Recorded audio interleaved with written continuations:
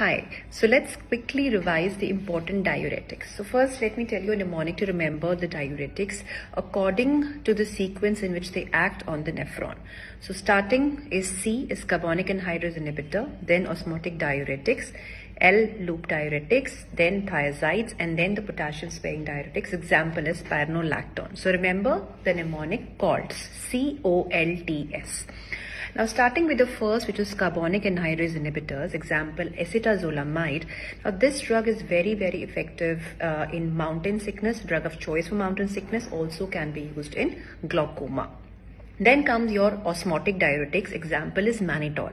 So mannitol can be used in conditions like acute congestive glaucoma, it can be used in increased intracranial tension and dialysis disequilibrium syndrome. Then comes loop diuretics, which are very good in edema, left ventricular edema especially, and hypercalcemia of malignancy. Thiazides are effective as antihypertensive drugs. They're effective in diabetes insipidus, and they're also used in hypercalciuria.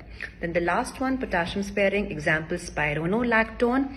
They are useful along with these diuretics to prevent loss of potassium. So they preserve potassium in the body, and then they are used in cirrhotic edema as well.